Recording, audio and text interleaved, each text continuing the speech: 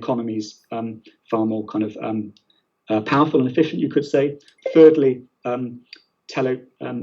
telegraphic communication was starting to be seen in the West. In 1844, that was the first use of a telegram by Morse, who sent a quote from the Bible from New York to Baltimore. What hath God wrought? And then finally, there was a kind of a fiscal change, as well as a monetary change, as well as the profound socio-political changes in Japan, which was that it switched from sort of a feudal system of different kinds of money, which different feudal lords would mint in their own personal banks, to Japan's first centralized banking system, the Bank of Japan, and the introduction of the yen. And there are some kind of interesting echoes of similar kinds of things going on in 1920s America. So post World War I, the US economy was transformed by widespread use of tractors within agriculture, which was making farming far more efficient. And then also gasoline was enabling new trucks and cars to both bring agricultural goods to more centralized shopping centres and also bring customers to them and away from them. So a much more kind of efficient food production and purchase system. You had Ford's assembly line model also improving the efficiency of factories along with electricity, meaning that factories could be open 24 hours, and also further advances in telecommunications. And in terms of a monetary kind of transformation, in 1931, European economies came off what's called the gold standard. So money was no longer linked to the value of a concrete substance. It was determined almost virtually by the government. And so these are kind of technological changes which led to the euphoria, you could say, of stocks are inevitably going to rise. And so speculators from both Europe and America thought that because of this increased efficiency, because of this increased factory production system, because of increased communications technology, stocks were invariably going to rise. And so money was pouring into the US stock market, while at the same time, those very technologies were actually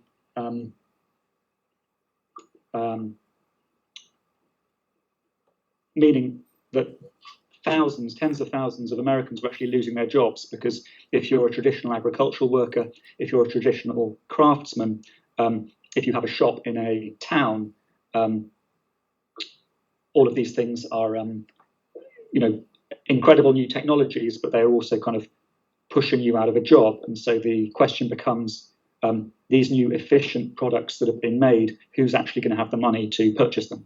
And it was a realization of the unsustainability of this technological revolution in terms of maintaining an economic growth that led to a sudden realization of this. Some people selling off, and then new telephonic technology, meaning that everybody knew a sell-off was happening, and then everyone jumped on board with the sell-off, and there was a total crash and then depression. Moving on to where we are today, it seems to me that we have very, very similar rhetorics about technology and about economic growth, and they're sort of almost kind of mirrors there. So instead of tractors or the combustion engine, now the conversation is around robotics and the automation of product manufacture, but also of product delivery through drones and things like that. And then instead of kind of the Ford's assembly line model, now we have AI as the system through which even the services economy is going to be fully automated. And then instead of kind of telegrams in the 19th century or telephones in the 20th century, we sort of have instant internet communication, which is also apparently going to revolutionize our ability to sustain permanent economic growth. And then finally, in terms of a monetary transition, whereas in the 19th century, Japan was moving from sort of feudal mints to a centralized banking system linked to concrete currency in terms of gold. And in the 20th century, that link with gold was broken. In the 21st century, the link with the nation state is being broken through the kind of rapid rise of Bitcoin as a global asset. So it seems to me that we are kind of in terms of economically, in quite a sort of late 1920s moment at the moment. And so one of the things I'm kind of interested in is thinking about how artists and writers responded to the 1920s and 1930s, maybe as sort of models for thinking about how we should or shouldn't sort of think about our own practice today. Can we move on to the next slide, please?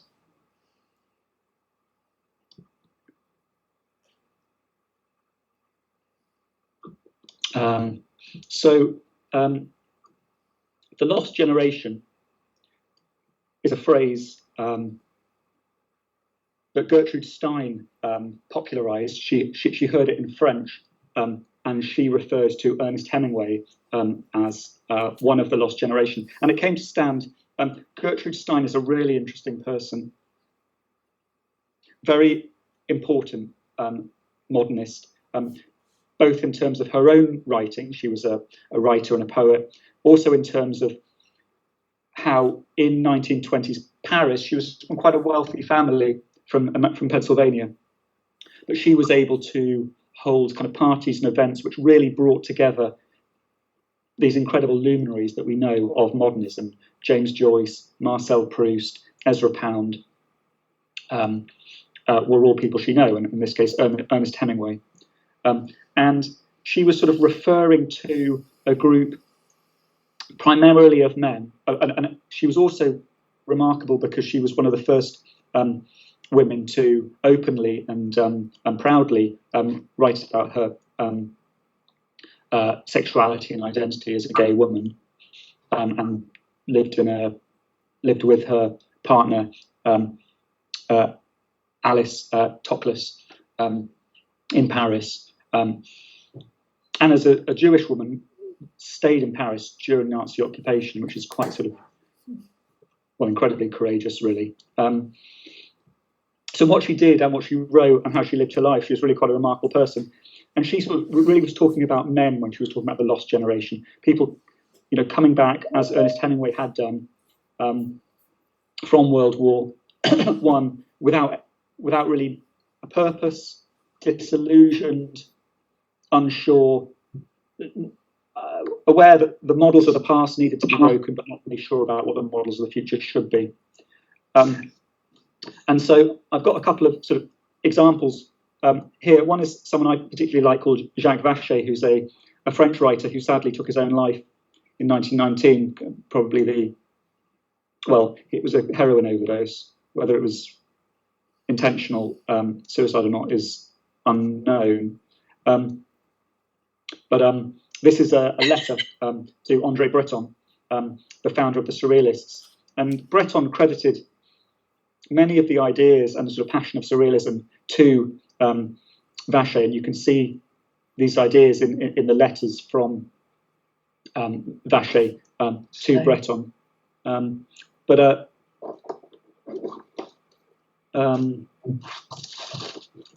I won't read the whole of that letter, but there are a couple of pictures there of Vacher. He's not particularly well known compared to some of the other Surrealists, so I thought it's nice to sort of see what he looked like. And then on the right-hand side, someone quite a very different person, American writer F.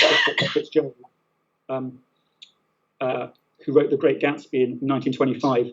And The Great Gatsby is set in what's sometimes known as sort of the Jazz Age or the Roaring 20s of New York, Long Island in the 1920s. And so this was at the time that the US stock market was growing wildly, and there was a sort of euphoria around it. And part of the story of The Great Gatsby is almost a premonition of the end of that, how there has to be a crash coming. In The Great Gatsby, it's actually a literal car crash at the end of the book, which kind of has, it's tragic in itself and also has further tragic consequences. But throughout the book, there is this portrayal of, what Hosokai might have called the floating world, sort of decadence, of parties, of entertainment, of impermanent, temporary pleasure and euphoria. So I'll just read out sort of a few quotes that I took from The Great Gatsby earlier. In his blue gardens, men and girls came and went like moths among the whisperings and the champagne and the stars. Cars from New York are parked 5 deep in the drive. Maybe a slight echo of the car crash that's going to end the novel. The groups change more swiftly, swell with new arrivals, dissolve and form in the same breath. So something of the kind of impermanence, wealth, luxury, but also sort of premonition of potential forthcoming disaster, which we do see in the novel there. Can we move on to the next slide?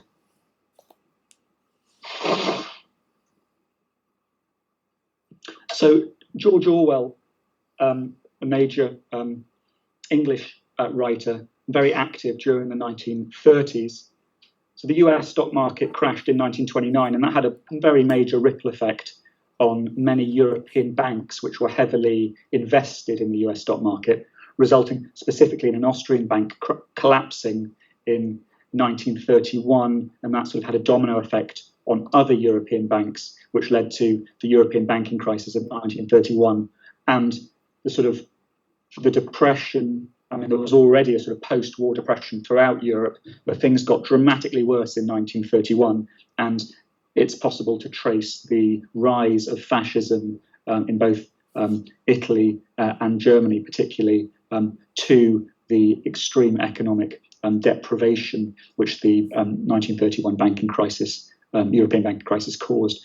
So there are these extraordinary kind of ripple effects, which, I mean, it's not revelatory to think that impoverishment causes anger, and anger often expresses itself in radical violent politics. And maybe that's what was seen to some extent in Japan during the Meiji Restoration, which fought and won 2 wars against China and Russia in the late 19th century, and then began to occupy and quite cruelly rule, in many cases very cruelly rule, certain parts of modern-day Mongolia, China, Korea, Taiwan, and some parallels with that kind of economic trajectory, and what was also seen in Germany in the 1930s, and then going on into the Second World War and Nazi rule in the 1940s. And again, I don't want to be a scaremonger, but it's not a radical suggestion that that global politics seems to be moving to the right in America and Europe, in China and Southeast Asia at the moment. So George Orwell was living through that period of the 1930s, and it wasn't just mainland, the continent. It wasn't just Germany and Italy. There was fascism was a live idea in Britain, and he sort of responded in 3 different ways, I suppose. And this is a bit of a conceit, but it's something to think about. So Hokusai, I'm making the case, kind of saw something of the crash that was happening and represented it abstractly. And in 1984, Orwell's probably his most famous work, which he did actually write in 1948, so that's out of the 1930s, but he wrote it in 1948. Orwell sort of abstractly, figuratively represents something of authoritarianism, both in kind of capitalism and communism, and sort of tries to express some of the dangers of that. So you could say that's a kind of there's something of the kind of aesthetic representation in that. A second thing Orwell did, a different approach, was in his Road to Wigan Pier, which he published in 1937, and that is more of a. It's not so much an aesthetic work. It's almost an anthropological work. He kind of explores some of the working class factory traditions of Lancashire, and tries to draw conclusions about how that is making those people feel sort of socially and politically.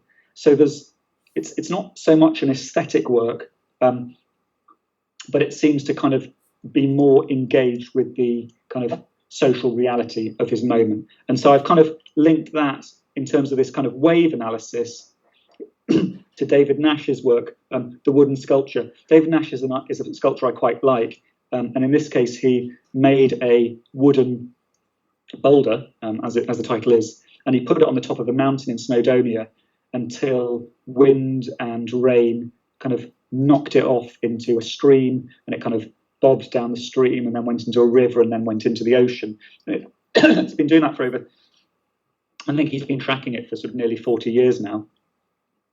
And so it's something that kind of tracks the waves and the currents of the moment through itself, while David Nash himself stays at home. So a bit like sort of George Orwell going and doing his research but then coming back to write it, there's an engagement with the sort of material reality of the moment, but the artist himself stays in a sort of safe location, one could say. And then to continue this kind of metaphorical kind of trajectory, here's sort of a picture, for a classic iconic surfing picture. Another way to sort of track the wave is to actually kind of be in it, to really put yourself inside it and sort of feel it. And that's kind of what this surfer is doing. And in homage to Catalonia, George Orwell actually went to fight in the Spanish Civil War for the communists against fascism. So by that stage, he wasn't writing about politics as he did in 1984. He wasn't observing politics as he did in Road to Wigan Pier. He was in it.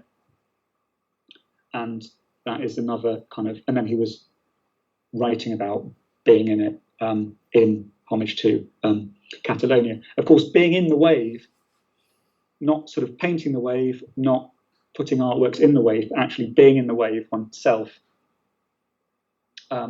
carries significant risk. And George Orwell did get shot through the throat and nearly died. But that is one way of thinking about how a writer could respond to the changing circumstances of, in this case, the 1930s rise of fascism. Can we move on to the next slide? This one, I was on Saturday. I was taking my son to Korean school, and I was sitting in a Costa, and I just kind of got a bit sidetracked looking at iconic surfing photographs.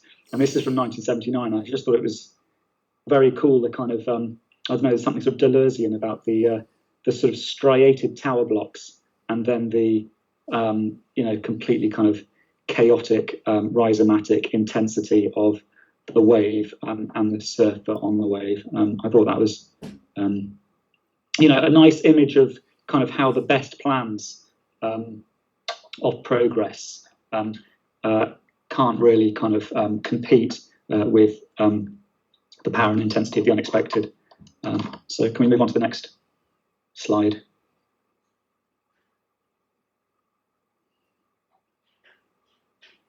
And this is, I suppose, the kind of example of what happens when sort of the best plans go wrong. This is another famous surfing photograph from 1979, taken in Hawaii on a notorious wave called the Pipeline. And this surfer, was fine and survived.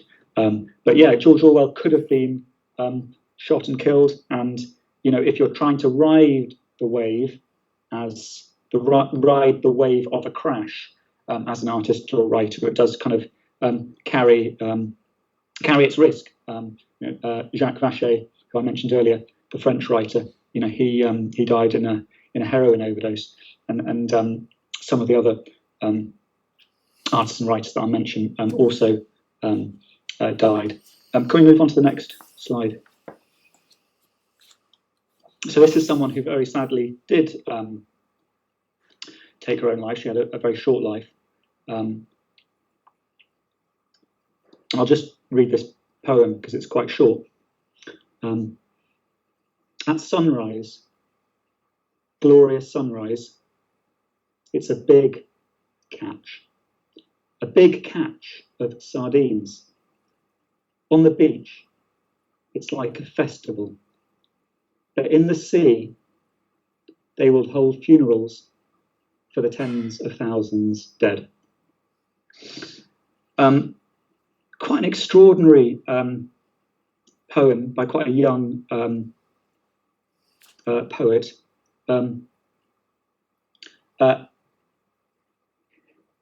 Kaneko was, as it says there, born in 1903. She married, had 2 children. Her husband was unfaithful and gave her a sexually transmitted disease, which caused her a lot of pain, and continued to be unfaithful and didn't support her in terms of her kind of creative ambitions. And also, she had kind of grown up in a seaside village running a bookshop, and that was kind of what she wanted to do. And she then decided she needed to divorce from her husband, but within Japanese law at the time, he was to receive custody of their 2 children, and so she felt suicide was the only way she could sort of escape the oppression of her time, and was kind of completely forgotten until one poem of hers, this poem, was discovered in the 1960s by an academic, and then her son was tracked down and her notebooks were found. And she had, in the 1920s, had actually been a kind of quite a successful and well-known children's poet. So this is a poem for children, and I think it's kind of interesting because earlier I'd sort of talked about the Japanese kind of crash of the mid-19th century and how that led to a sort of industrialized, militarized country which had quite cruel imperial operations throughout East Asia. And it's interesting that this kind of young woman was kind of using poetry within a children's genre, maybe to sort of, that sort of avoided certain suspicions in some way, to really write this kind of quite remarkable kind of piece of resistance in a way. So I thought it'd be nice to kind of mention her. Can we move on to the next? So I think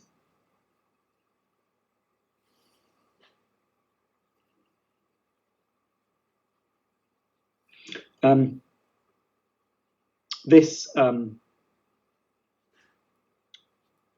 is also kind of see what the time holding. Yeah, this poem is a kind of remarkable one in terms of European modernism, is seen as one of the sort of high watermarks. Can I ask someone to read that, please? I can try. I love Yeats. That would be one. Oh, turning and turning thanks. in the thanks. Turning and turning in the widening gyre. The falcon cannot hear the falconer. Things fall apart. The center cannot hold. Mere anarchy is loosed upon the world. The blood-dimmed tide is loosed, and everywhere the ceremony of innocence is drowned. The best lack all conviction, while the worst are full of passionate intensity. Surely some liberation is at hand. Surely the second coming is at hand. The second coming, hardly are those words out, when a vast image out of spiritual mundi troubles my sight, somewhere in sands of the desert, a shape with lion body and the head of a man, a gaze blank and pitiless as the sun, is moving its slow thighs, while all about it real shadows of the indignant desert bird. Desert bird. The darkness drops again, but now I know the 20 centuries of stony sleep were vexed to nightmare by a rocking cradle. And what rope beast is our come round at last? Sluggishness toward Bethlehem to be born? Yeah, thanks very much. Beautiful. I mean, it's yeah, but I mean, there are a lot of interesting things to say, and you know, books have been written about this poem. Three things I'd say about it, just in terms of this the context of thinking about a crash and a response to a crash. This was written in 1919. Yeats was from Dublin. He was an Irishman, though he moved between Britain and Dublin. In Ireland, many of the soldiers, Ireland had been kind of, one would argue, sort of kind of oppressed by rule from Westminster, really for kind of 200, if not more, years. And there was a large, very prominent home rule independence movement in Ireland. And this had broken out in 1916 during the First World War in the Easter Rising, which was a revolution which was put down militarily by the British government. And by this stage, Yeats was writing this poem, which is kind of, you know, what's next? You know, what's going to be born out of this chaos? Ireland was in a civil war between the British military and what was then the IRA, the Irish Republican Army. And that eventually resulted in 1921, so 2 years after that, in the independence of Southern Ireland. So he's writing this at a time of local, you could say, political chaos, but in a sense, it is representative of a more global post-World War I chaos, the anarchy, the technological change, the social change, the political change, and people not knowing what was coming next. The European progress of 19th century science and society was kind of, the dream had come to an end and people didn't know what was next. And so this poem is kind of about that. And then the second sort of personal connection is at the end of the First World War, Europe experienced an extreme influenza epidemic, which actually killed more people than the First World War did. And tragically, the influenza of what was then called the Spanish flu, though now we know it didn't come from Spain, particularly targeted pregnant women. And in some parts of Europe, 70% of pregnant women were dying if they contracted influenza during that pandemic. And Yeats's wife, while he was writing this poem, was recovering. His pregnant wife was recovering from having had influenza. So there's this kind of interesting idea that kind of in some individuals, their personal life seems to be highly kind of resonant with both the national and the international kind of zeitgeist, spirit of the age, and somehow they're able to kind of represent that and capture that. And yeah, it's quite a sort of remarkable kind of poem, and also it's left as a question of not knowing what's to come. The certainties pre-crash no longer exist, and people don't know what the future holds. And I'm sure it's for those reasons and many others that this poem is kind of thought of as one of the great English language poems of the early 20th century. Can we move on to the next slide?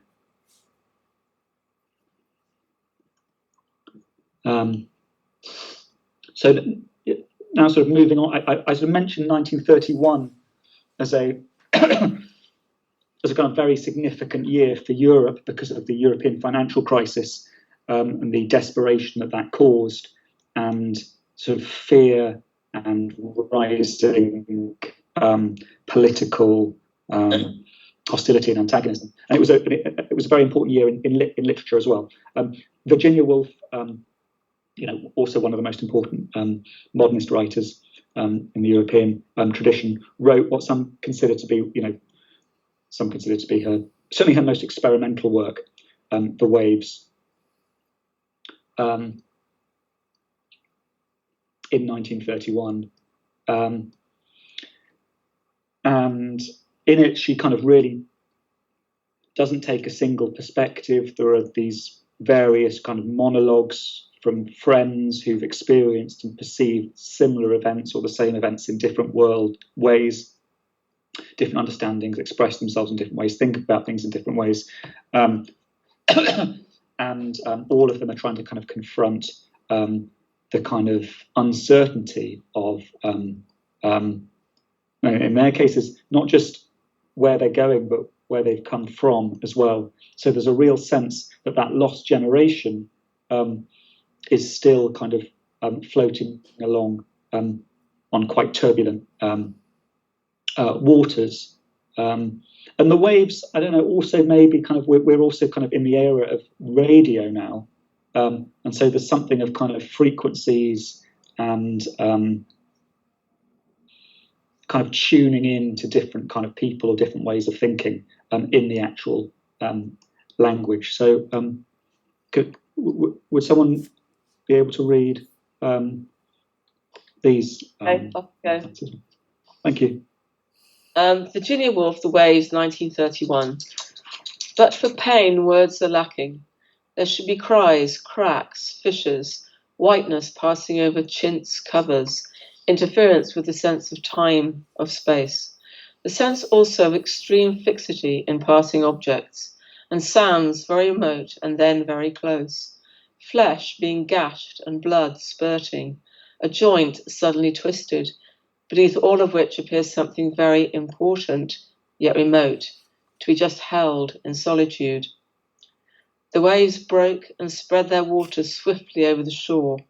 One after another they massed themselves and fell. The spray tossed itself back with the energy of their fall. The waves were steeped deep blue save for a pattern of diamond-pointed light on their backs, which rippled as the backs of great horses ripple, with muscles as they move. The waves fell, withdrew, and fell again, like the thud of a great beast stamping. These moments of escape are not to be despised. They come too seldom. Death is the enemy.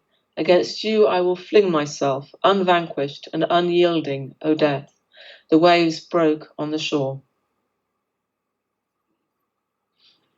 Thanks so much for that reading. Those last lines were actually, so Virginia Woolf tragically did take her own life, and her husband used those last lines to inscribe on her memorial plaque. But yeah, I mean, it's really quite incredible writing, and maybe something of the thud of the great beast, which is reminiscent of Yeats, of this sort of second coming of sort of foreboding. And there's this kind of heroism in The Waves of trying to kind of use language as a some kind of protection against the looming foreboding sort of threat of and pressure of life, pain, suffering, and death. And Woolf has this kind of really interesting kind of relationship to the materiality of language in all of her kind of works. So in Miss Dalloway, which to some extent portrays, like F. Scott Fitzgerald, The Great Gatsby portrays the kind of the 20s of London in that case, but it has this really interesting start where there's a plane flying over London using its vapours to write an advertising slogan, but different people around the city interpret it in different ways, and then it sort of dissolves. So there's this idea of kind of the sort of dissolution of language, and even language as something which doesn't have a sort of coherent or certain meaning for more than one person anyway. And then into the lighthouse, she sort of sees alphabets as something that we kind of move through as a sort of system of progress. So she has lots of kind of remarkable things about her writing. She's definitely someone to kind of think about in terms of the kind of in many contexts, but in terms of sort of the pressure of, in her case, Britain during the 1930s. Okay, can we move to the next slide?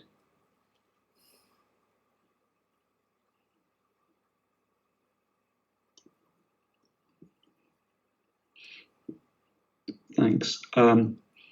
Okay, so yeah, so another 1931 book, another sort of response to uncertainty about the future, Aldous Huxley's Brave New World, another sort of classic. Just to give a sort of a brief synopsis for people who aren't sort of acquainted with it, A Brave New World really is a portrait of a dystopian future, I think something like 2600 AD, in which the world state has entirely standardized ways of living, standardized classes into alphabetized hierarchies in which you have alphas who sort of, do all of the managerial work, going down to epsilon semi-morons who are intentionally brain damaged at birth to be given the most demeaning jobs, like being a lift operator, for example. And art and literature and poetry have been completely outlawed because they are deemed ways in which emotions can be sort of ignited or activated in a way which can lead to unpredictability within society. So you have this sort of dystopian future state, and then there is an intervention, and the intervention is by someone called the Savage, John, who grows up outside the world state and grows up being taught through the collected works of Shakespeare.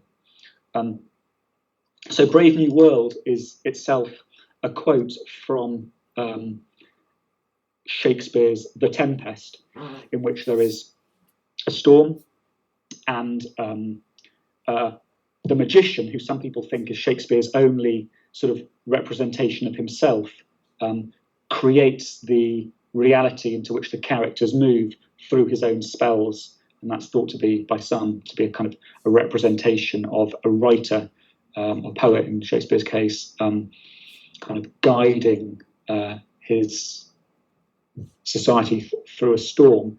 And Brave New World is a kind of a critique of the idea that science and technology can in some way offer us a sort of a utopian escape from the troubles of the moment. So this book was very much Aldous Huxley's kind of use of science fiction to say we are in a bad state, but the kind of progressive utopianism born on technology, and particularly of some emergent fascisms of the early 1930s, is not where we should be looking, and we need to sort of retain our kind of moral and kind of ethical values through the tradition of emotive literature, art, and poetry. I mean, you can critique that, of course, but I think there is probably something important within that when we think of, or at least I sort of think of particularly the kind of utopian escapism of Elon Musk's mission to Mars, which there's sort of an image of on the right there. I put that alongside two works of science fiction which I actually quite like, which I think, similarly to Brave New World, are kind of highly sort of socially critical. Snow Crash from the early sort of 1990s, and Watchmen by the sort of the English anarchist graphic novelist Alan Moore. I would recommend both of those. And then you have sort of Elon Musk, who genuinely is promoting the idea that there could be a city of 1 million people on Mars in his lifetime. And he's clearly remarkably intelligent and a remarkably extraordinary kind of individual in terms of what he's done. But that is completely impossible. Mars has no electromagnetic field, so you would not be able to create a synthetic atmosphere on it, because it would just be ripped apart by solar winds, because there's no magnetic field protecting it. It has a temperature of -60. And unlike the moon, which is 2 to 3 days travel away, and yet still we haven't put people on the moon for over 50 years, Mars is 7 to 10 months away. I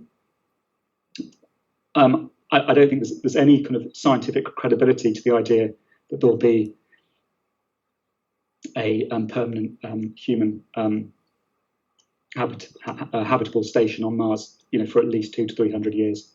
And so, to me, it seems like his kind of suggestion is a way of creating a sort of utopian escape for people who, don't have good jobs, don't have good incomes, and certainly don't have a good transport infrastructure in the places they live, while his very successful company, SpaceX, is making large sums of money using space race technology to put spy satellites for autocratic regimes into low Earth orbits, which is a completely different business proposition to creating a civilization on Mars. But it's kind of interesting that this does have a lot of popular traction. And so, one other way that we might think about kind of responding to the moment is to sort of think about science fiction, utopias, dystopias in more of a kind of an Aldous Huxley way. Can we move on to the next slide?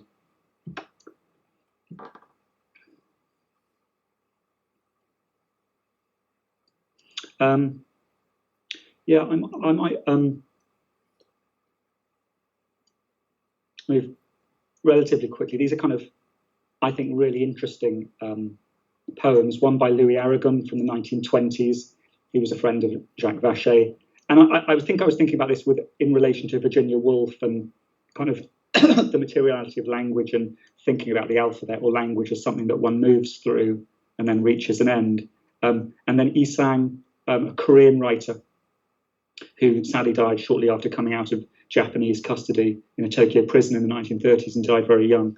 But really highly experimental. I mean, this is a poem, quite enigmatic. I can only really think about it in relation to Louis Aragon and sort of thinking about the oppression of numbers, languages, grids within the kind of political context that he was in as a Korean within Imperial Japan.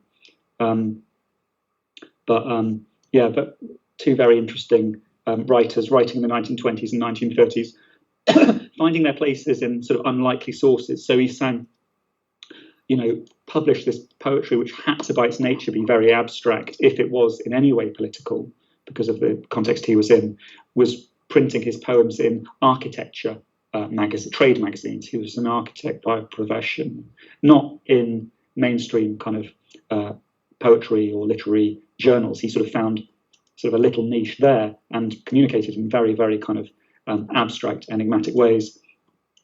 And less so Aragon. Aragon was part of the Surrealist movement. He was kind of openly experimenting with these things, but maybe there's some kind of kinship there. Can we move on to the next slide?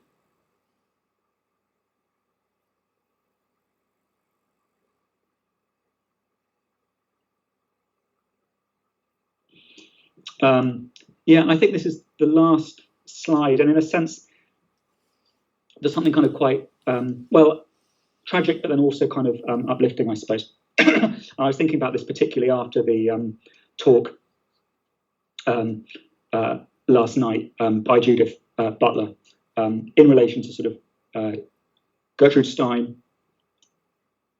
So on the left, I won't read it out, but Ezra Pound, kind of complex individual, which is, I suppose, a euphemism for saying remarkable and very, very important English language poet of the 20th century, one of the most important. He kind of discovered T.S. Eliot. He recognized T.S. Eliot as being a new kind of poet. He was bringing in French symbolist ideas to Anglophone traditions. He was promoting and working with and collaborating with a whole number of kind of emergent modernists, and was also kind of a remarkable kind of poetic thinker in his own right. And this poem is a translation of an Anglo-Saxon poem called The Seafarer, which Pound did in 1911. And I like it a lot. It's sort of, there's something very kind of isolated, kind of lonely, tragic. It's kind of like a wasteland before the wasteland. It was 10 years later that Eliot wrote The Wasteland. And there's something of the loneliness, outsiderishness of Ezra Pound in this. In some ways, it's a foreboding of the First World War, in the same way that the German Expressionists exhibition was that some of us saw last year. But this is sort of where sort of Pound's life took a tragic turn. I mean, he stayed very close to the zeitgeist, and that, you know, carries its danger. He was really surfing the currents of his day, and he became in the 1930s very anti-Semitic. He moved to Italy. He became a fascist. He supported Mussolini, and he then, in the sort of after the war, you know, after the Second World War, was captured, and he was in a prisoner of war camp as a fascist in Italy, and then he was sort of returned back to the United States. A bit like T.S. Eliot. T.S. Eliot also kind of, to be honest, flirted with both anti-Semitism and fascism. And there's something kind of, I don't know, tragic about that. And also just something to kind of almost get one's head around. Gertrude Stein was friends with Pound in early 20th century Paris. Stein was Jewish.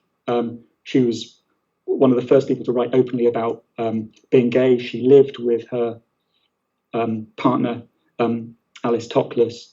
And I find it sort of very strange that someone like Pound could move so dramatically to the sort of fascist right when being friends with, or having previously been friends with, someone as remarkable as Gertrude Stein.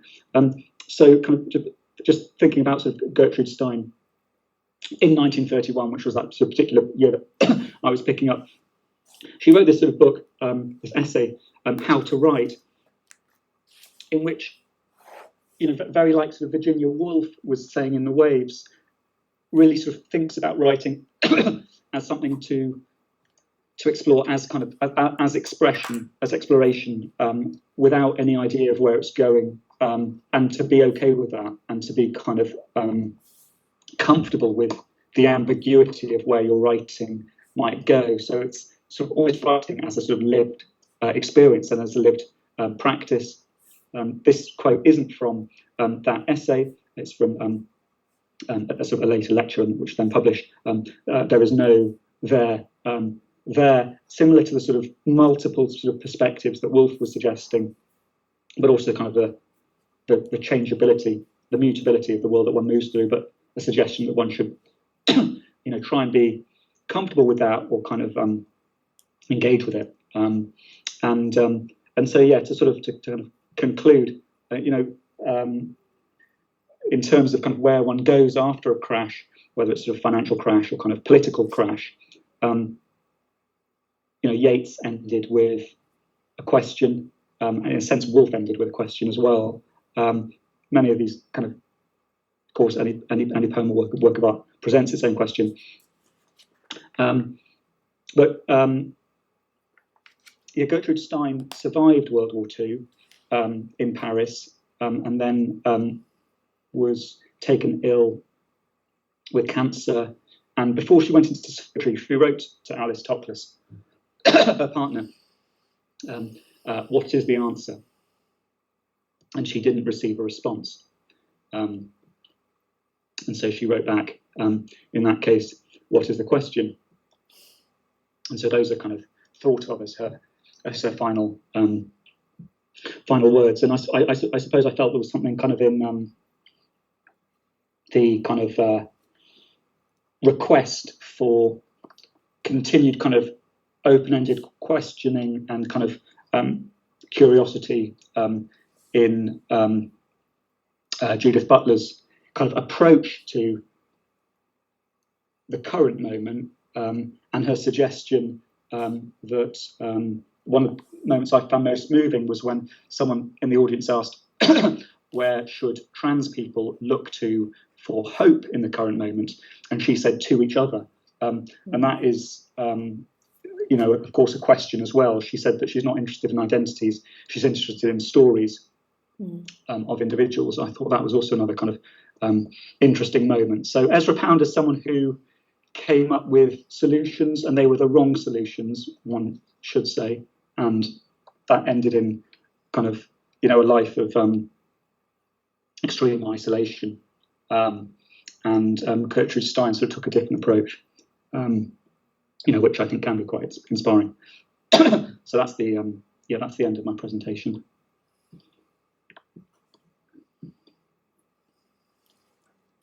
Thank you very much.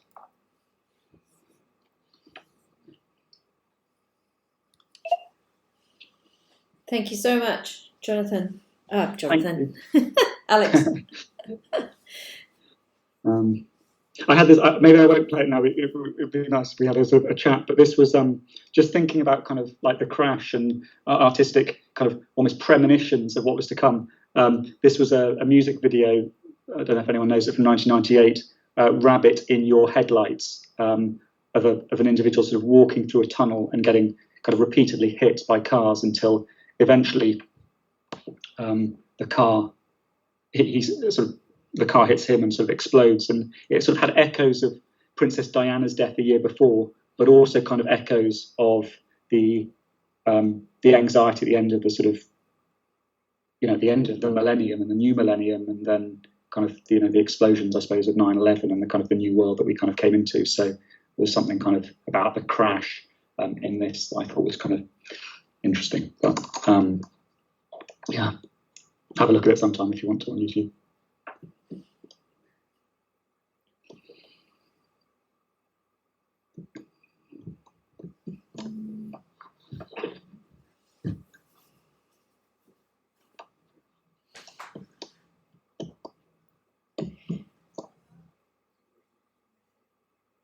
I feel like you've left us on a cliffhanger, Alex, as to not knowing quite exactly where we are on that wave. Have we reached the top? Are we on the downward slide?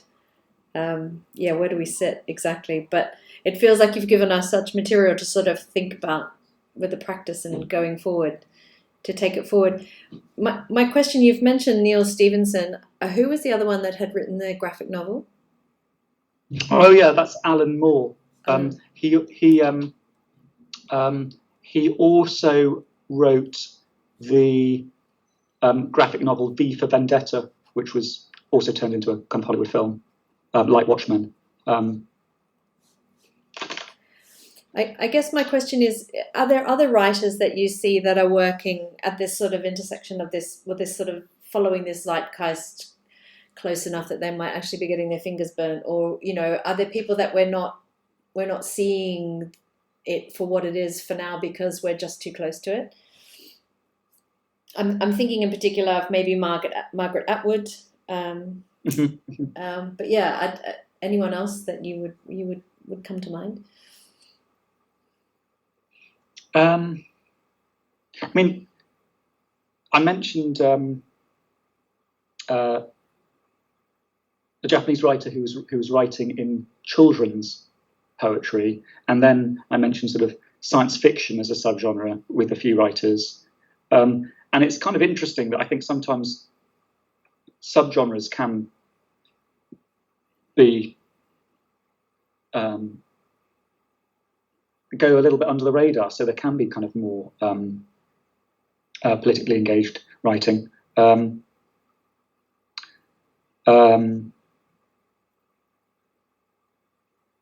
In terms of, say, science fiction, I mean that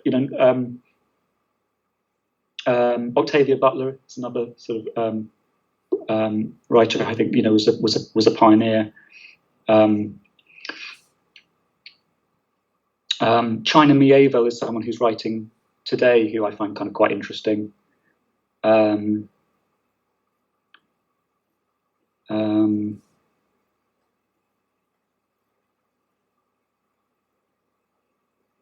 don't know. I mean, one of the things that's kind of the sort of the trick or the kind of conceit is that, of course, I'm sort of, in terms of, say, the 1920s, or particularly kind of Hokusai in the 1830s. I have this huge lens of hindsight to be able to kind of construct this kind of narrative. But in terms of today,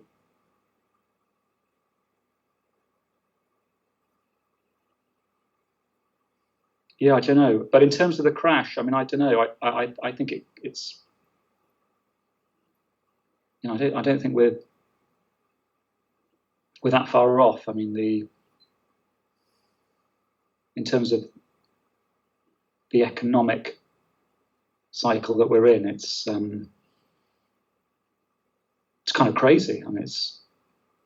The parallels are really terrifying, actually. And I mean, Judith Butler, as said when Jonathan was on the beginning, she was talking last night about this sort of very fascist behavior with the American government at the moment, sort of moving people, expelling people, holding people for unlimited amounts of time, thinking about cleansing places like Gaza, and that's a very fascist way of approaching, control and dictated, sort of controlling people, and then a way forward. So there's incredible parallels.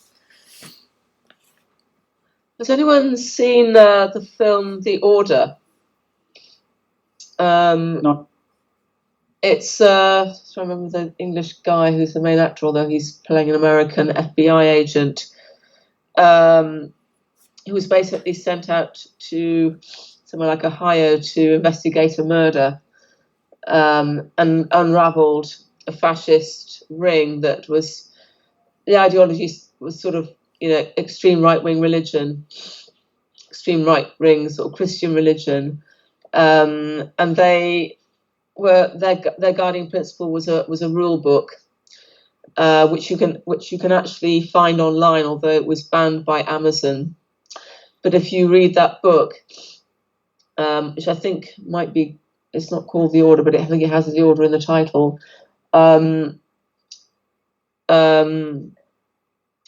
If you read that book, you can understand that rule book is what's being applied now. You can see the parallels. The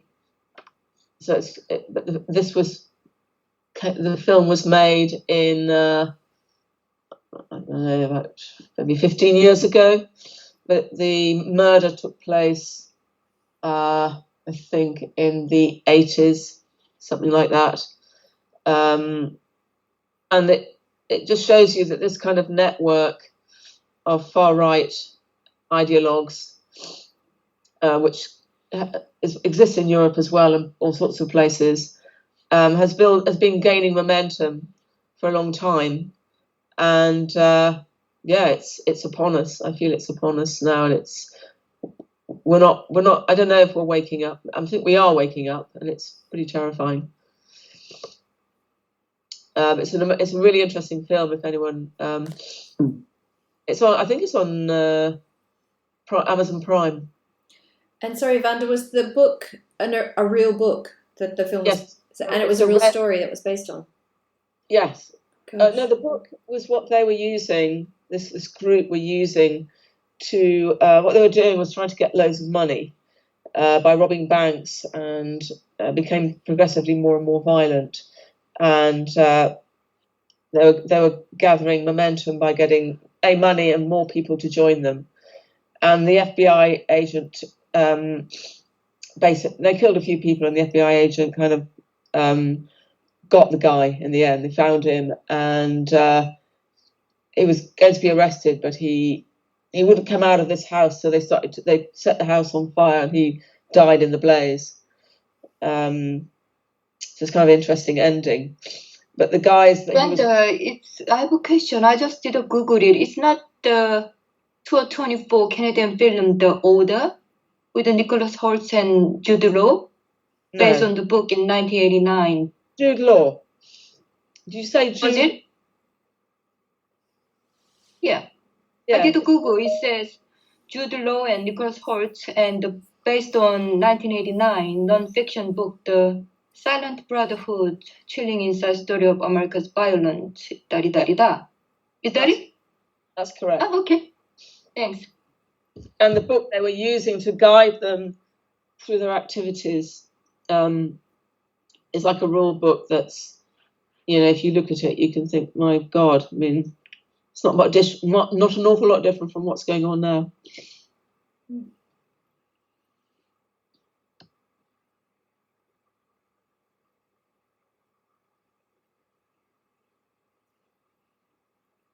Of a chilling thought. It's a really interesting film.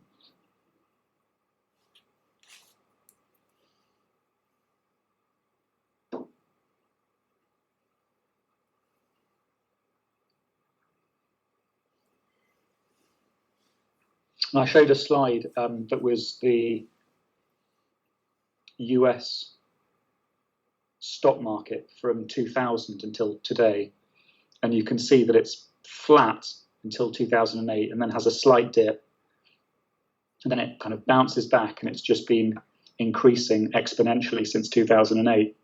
But the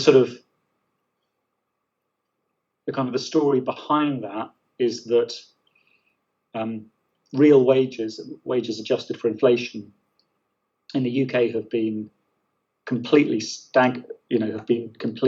flat since 2008. And while it may well be that they were necessary, I don't have the insight to be able to understand why or what the alternative would have been. But the policies of quantitative easing, of essentially money printing in 2008-9 all the way through to 2012, and then also during COVID, it essentially meant that sort of money was increasingly devalued. So that kind of rising stock market is as much a kind of function of assets being inflated through money printing and devaluation. And so, if you look back to 2008, that's been a sort of more than a 15-year process of wealth transfer from people who are earning wages to people who own assets. And it's sort of a no-brainer to me that people who are being kind of impoverished within the context of inflation and not being able to buy the food that they were able to previously, or pay the rent they were able to pay previously, are going to be angry about that. And it's sort of a tragedy that kind of anger is sort of splintering into kind of different kinds of protest movements, but then sort of those, the biggest and the most vocal and the most sort of politically empowered, across Europe and America does seem to be a sort of resurgent far right. Yeah, it seems like the left can never quite match up to their ability to unite and use propaganda to carry the voters with them. Left doesn't seem to be able to do the same. Although I have to say, in Germany before the Second World War, the left was actually pretty powerful. Or was it the First World War? No, the Second World War. They were also. I mean, it was a close split between the left and the right, as far as I remember, in terms of numbers. Judith Butler was saying last night, though, that she thinks that what's happening in the US is the left are actually looking to the right, saying, well, that worked for them, they're in power, so actually what we need to do is actually do more of what they're doing and get the vote back, which is completely the wrong thing to do. But she said that from what she can see of their behaviour, that's the way that attitude's going, which is not good at all. It's not giving any opposition to what's going on the far right. So what was she saying? That you behave like them, but your politics are left? I mean, what? I'm not quite sure if I understand that. Well, she was just saying that they got voted in on their strong views on immigration. So perhaps actually we need to be stronger on immigration, and they got voted in on whatever the policies were. Well, actually, maybe we need to do more of that too. So we need to go tougher on that next time round, try and win the vote, because clearly that's what people want. So not standing in opposition at all, really. Right. Well, I guess there's a bit of that going on here as well. Mm. Do you see in UK that sort of reverse tide or correction in these woke ideas? Like I see in the state, Trump and Musk are clearly against the idea of woke and DEI and all those ideas. And to me, I'm not supporting them, but to me, the fact that Trump got sweeping victory from all those major states in the election just indicate the general sentiment in the state, and that is what is happening. And I just wonder whether UK and Europe, do you see that sort of trend also happening? That's my question.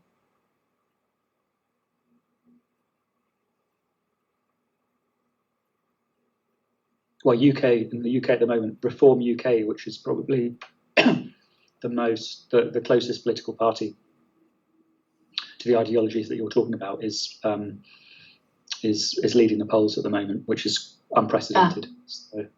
Okay. So, okay, thank you.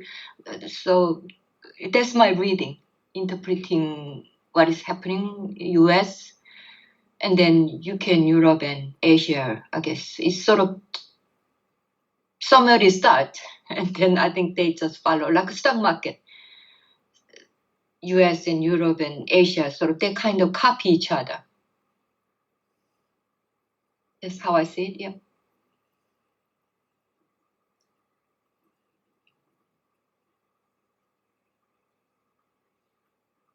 One of these days I'll do a more optimistic presentation.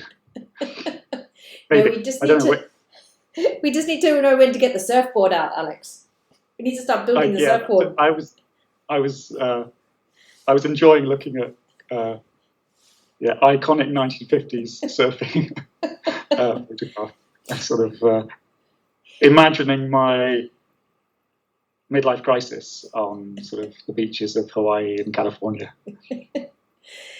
But so if we're tracking back with your financial kind of argument, are we talking sort of mid 80s as kind of like that 1920s heyday of the Roaring Twenties kind of time when everything was flush, lots of cash, lots of things, lots of sort of capitalistic behavior going on right across the globe? Well, I mean, to be honest, I was more thinking that the Roaring Twenties was roaring in kind of Bloomsbury and was roaring in New York and Long Island, but it wasn't roaring, if you're in, I don't know, Kansas, or if you were in a post-World War I kind of northern manufacturing town. And going back to sort of like to Vanda's point about people responding to deprivation in different ways. The 1920s was the year that sort of the labour movement in the UK. I mean, it was founded before then, but I think 1924 was the first. 1929, first Labour government. I mean, which was quite sort of remarkable. Nothing like that had ever happened before. So people were responding to deprivation. So it wasn't roaring for most people, but there was in New York, in certain parts of London, there was this disconnect. And I suppose that was what The Great Gatsby was around, the disconnect between the life of decadence that they were living on Long Island and the kind of looming crash that was kind of the reality for everyone else.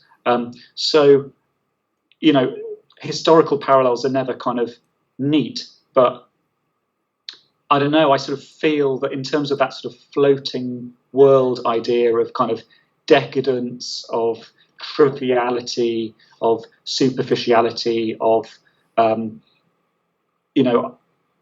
sort of see that in a contemporary sense in terms of, I don't know, YouTube influencers, or kind of the endless kind of parade on when I'm looking at the BBC of the Oscars or the Brit Awards or the Grammys or the Premier League results from the particular day. That's kind of a world that people are tracking, but actually, and that is a world of kind of decadence and extreme wealth. But then there's another kind of reality that most people are kind of inhabiting and are pretty pissed off about. So I personally think that we're in quite a kind of late 1920s moment at the moment. The 1980s, maybe there were kind of other kinds of parallels, but it was kind of slightly different in that at the end of the 1980s, Western Europe and America kind of won the Cold War, and that kind of gave it sort of financial dividends. But we're not sort of in that moment now.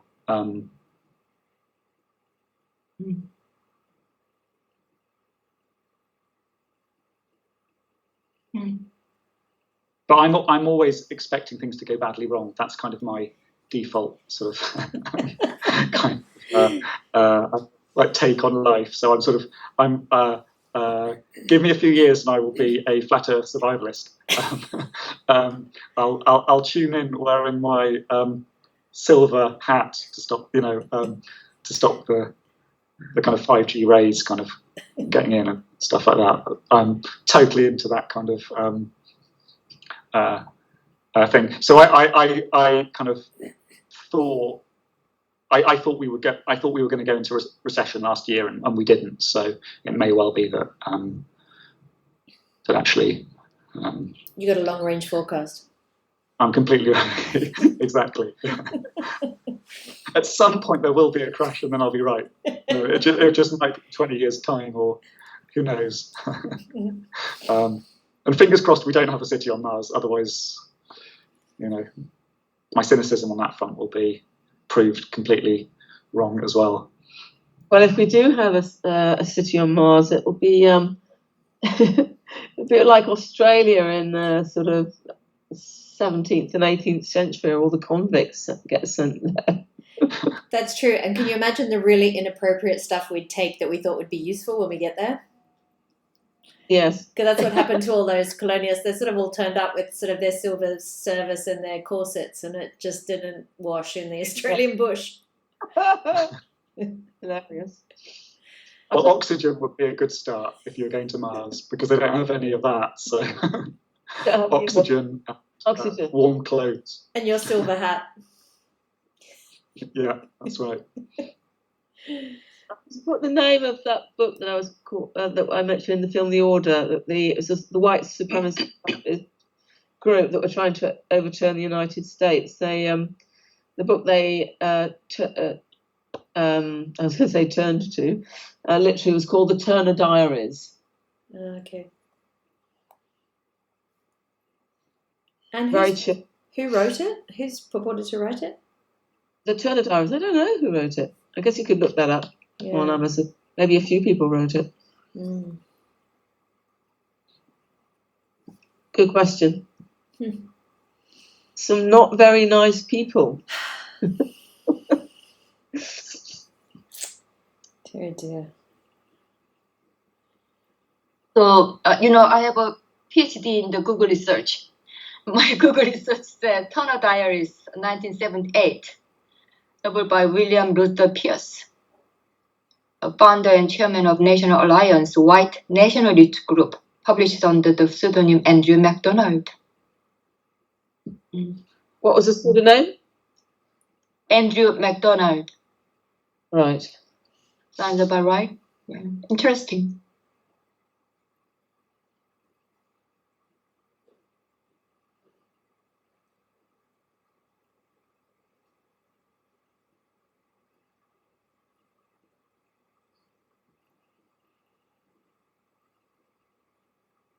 Maybe I can share political gossip in New Zealand, our foreign secretary just called up New Zealand representative in UK because this guy made inappropriate, according to foreign minister, remark about Trump and Musk doing extreme sort of fascist route. And was there a Churchill saying to Lord Chamberlain after the World War, saying you had the option of war or disgrace, and you chose disgrace, but we have war as well. So this New Zealand diplomat made this comment in some sort of very public function, indirectly or very obviously referring to what is happening in US. And I would say quite obvious that the route Trump and Musk are going into this Hitler's or Mussolini's extreme right and fascist path. So our foreign minister thought that was very inappropriate in diplomatic setting. So this poor guy lost a job and called back to New Zealand. I think a lot of people, including myself, is watching with a bit of concern, maybe a lot of concern, to see what is happening in the state and where does it lead. Trade war and China's reaction and all those things. So we might be actually heading towards some sort of a big crash.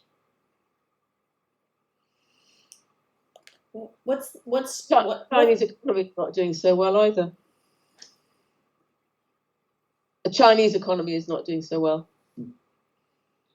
But they are the two world largest economies. And the ripple effect will be felt to all those neighboring countries, and countries like New Zealand, so small and so heavily rely on big countries. Has to be quite careful on how we tread on this. Who's the biggest trading partner with New Zealand? Australia. Okay, makes sense. Yeah. Because Australia's in a difficult position, and when I was out there, it's interesting to watch because Australia has such a heavy trading partnership with China. But then my point precisely. Sorry? My point precisely. New Zealand rely on Australia and China, and Australia rely on China and the states also China and Canada and Mexico, and they're all interlinked. And this people with political power and people with financial power think they can just mold the world the way that they want it. That is what is really concerning me. In principle, I just don't like these police. And that's how it seems to be happening in the world. Yeah. I mean, this maybe is slightly kind of off topic, but in Trump and JD Vance's defense on like one particular issue, I know this isn't the way that people think about it in terms of the New Zealand diplomat you were just talking about, or in terms of like UK public sentiment. The kind of presentation I was making this evening was around kind of economic cycles and really Western economies since 2008. And in terms of the politics that kind of leads to, in terms of kind of nationalism, protectionism, and kind of anger, and what we're seeing in terms of racism and prejudice. But in terms of Ukraine particularly, I actually have to say, like, I think it's kind of a disgrace that the war has been supported by Europe and Britain and America since 2022. We've been pouring in. It's not about the money. It's more about we've been pouring in money to support an ongoing war, which has been killing, maybe 1,000, young men a day, whether they're Russian or Ukrainian. Looking at over 1 million people dead. It's incredible. And personally, I think that the war was won by Russia in terms of them achieving their outcomes. They'd taken the whole coastal border, they'd taken the eastern manufacturing heartlands by May 2022. That's what they wanted, and they've created this kind of nightmarish kind of failed state on the corner of Europe, which is going to be a kind of a security nightmare for Europe for decades to come. So they've kind of achieved their outcomes. What have we been doing? Kind of just pumping in tens of billions to keep a war going, just to churn through young men dying. I mean, I have to say, I actually, I don't obviously support the rhetoric or the way it's being expressed by Vance and Trump, but like, what's the alternative? That this just kind of, we have a sort of trench warfare for another decade. I'm actually kind of in favour of. I know this is unusual. This is sort of not a usual sort of position, but yeah, I think it's like the West. We're very bad at losing wars. We stayed around in Afghanistan too long. We stayed around in Iraq too long.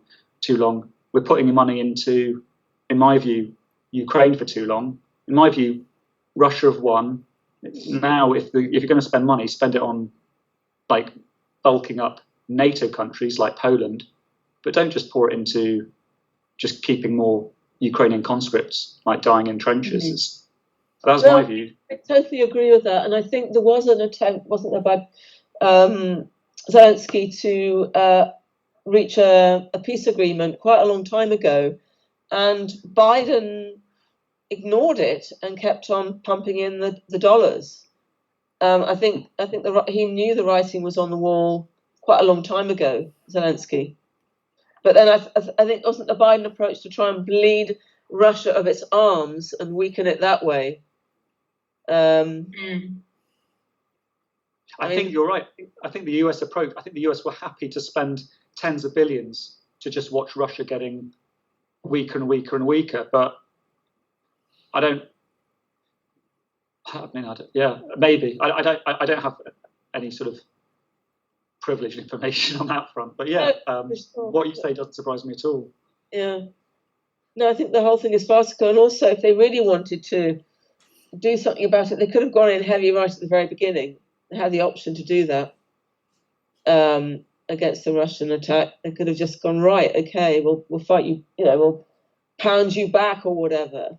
And there was always this kind of, oh, we're frightened of nuclear war, but I don't think that was ever on the cards anyway. That, from my understanding of Putin anyway. But yeah, I don't know. It's completely ridiculous, the whole thing.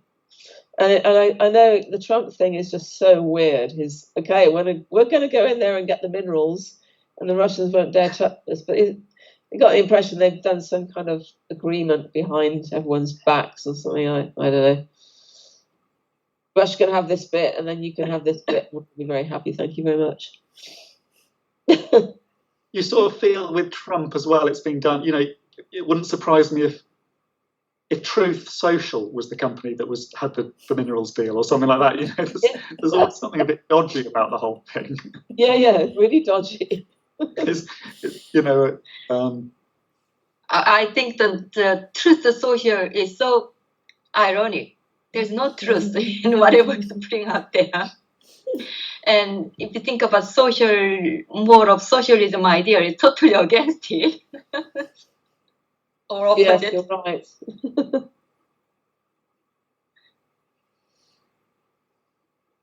When you were talking, I was just thinking a lot about, in terms of what Sharon said about contemporary writers, I was thinking about contemporary artists looking at painters or filmmakers. Well, I guess there's a lot of filmmakers doing stuff.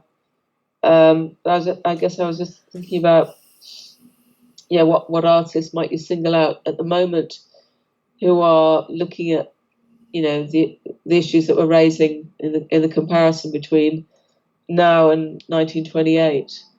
Do you see any artists, or have you thought about any artists who might be on your list, Alex, of people who are addressing the issues seriously?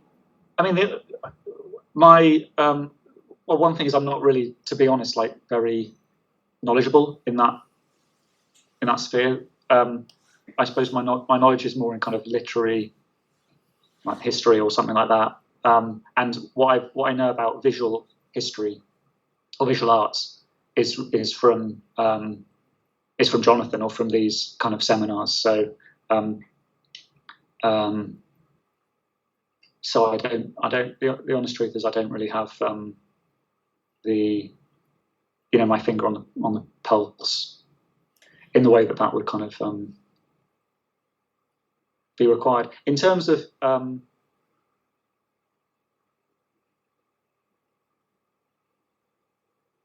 contemporary poetry. I've been quite disappointed by that, really, this century, to be honest, in terms of the response to the war on terror, Iraq, Afghanistan, Libya, Yemen, etc. In terms of artists, I don't know, but that doesn't mean they don't exist. It just means I don't know. I was thinking the same, Vanda, and I was thinking actually probably it's everything that we've been looking at with Jonathan for a very long time. But I was also wondering if there's a way of charting, because I'm fascinated by this cyclical kind of wave that you've presented, Alex, as a visual, and I kept thinking, I wonder if there's a way of patching over the top almost all artworks, of that moment as a timeline, so you can sort of almost zoom in, zoom out, and see what the patterns are that are forming, because there must be patterns of color, there must be materiality, there must be subject matter, there must be scale, there must be all of these things that you could draw parallels with if you could just have a sort of a massive overview. Because the other issue is that there'll be some artists that are obviously top of mind, and others that are, like you were saying with the writers, sort of much more obscure and in these sort of subcultures which are really hard to access. But yeah, it would be fascinating to sort of somehow overlay the imagery with the graphs, the charts you've presented tonight.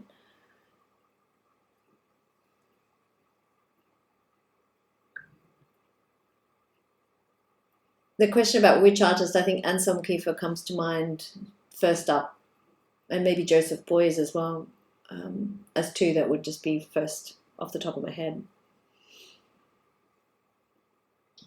I was thinking of an artist probably, much more sort of the moment, Jemima Manna, who is, I think she's Palestinian, and she's based in Europe, and she was bound for an exhibition in Germany. She had some work going into a show, and she was banned in Berlin. She's got a gallery in London, Jemima Manna. Ali Cherry as well. Do you know his work? I've heard of him, but I don't know his work. Also, he came in to speak to us at the RCA actually, but really fascinating work, and Lebanese actually, I think. But yeah, really, really powerful work. And I think he's just been commissioned as part of the group that is going to redesign, is it the East Wing of the British Museum? Redesign what? They're redesigning the Egyptian wing of the British Museum. Right. So he was in conjunction with architects and stuff. But his work is very harking back to sort of monumental work, Middle Eastern, lots of historical references, but also creating these sort of very contemporary interruptions with the sculptural pieces. Really interesting work. Right.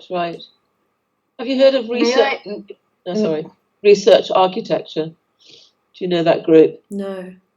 Based at Goldsmiths, and they basically have taken, they do things like research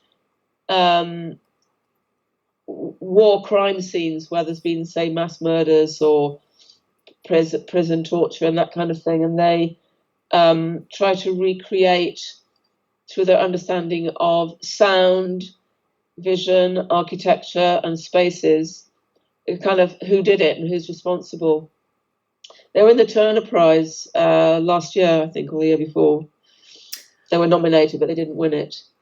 Oh, I do know of them. Yes, did they do a project up north for the Turner? Northern England? Maybe I'm thinking of someone else. Not sure if they did anything up north.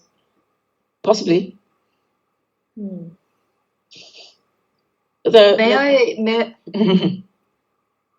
are you done, Linda? Okay, may I offer my reading of what I see in UK and Europe for the past, say, 5 years? I went to London 2019. And as an keeper was just mentioned, and was it 22 to 23? I saw his exhibition in White Cube, Bermondsey. Massive, massive. So if I use a couple of words, Jonathan, my style, his slide usually start with lots of descriptive word for the topic thing. What I see in the Europe for the past couple of years is the big scale, massive presentation, and chaotic, colorful, to the point. I see a lot of visual art as well. I see a painting graduate. Few people, late 20s, early 30s, got gallery representation size straight on, and their works are just big, colorful, chaotic, massive sort of thing.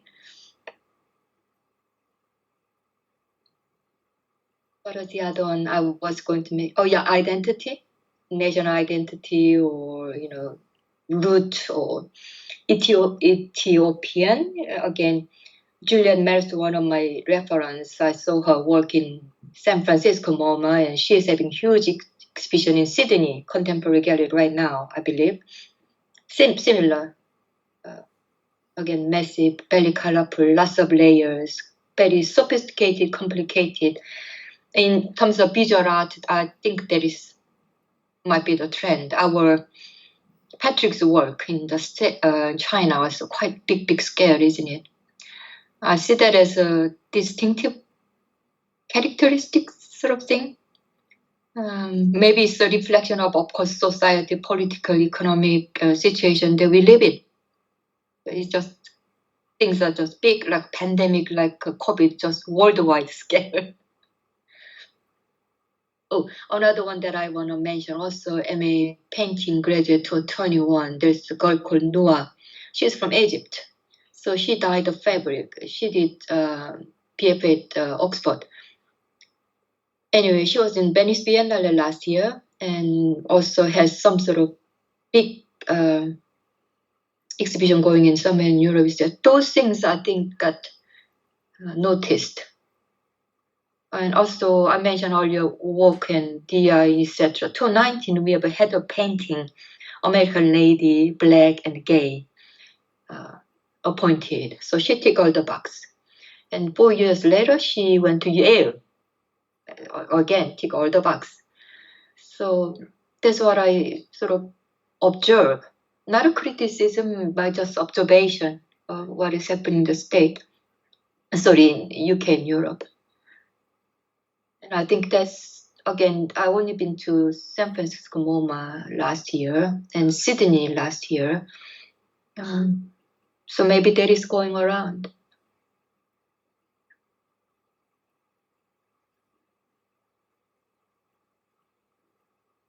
And literature film, also I'm quite a film buff, like everything everywhere all at once sort of thing. That what is the theme of multiverse? Yeah.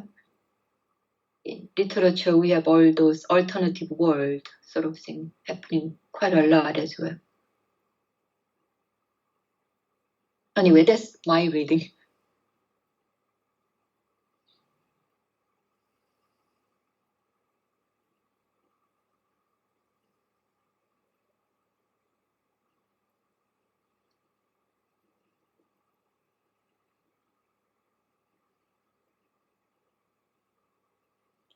Is it going to fall to me as the chair of the meeting to call it to a close? If anyone's got any last thoughts? Karen's dropped off the call, but Karen's going to present next week. I'm going to send out some information on what she's going to present. And then at the end of the presentation, we've got a proposal to put to the group as an open call for a video project. So it will be based on Karen's work and Karen's research, but also on a kind of on an idea that we've had. So we'd like to present it to everybody and see what everybody thinks. So that's for next week. And I assume we should just stick with this link and this call for now. And if Jonathan can join us again for a brief time, that would be great. Thank you so much, Alex.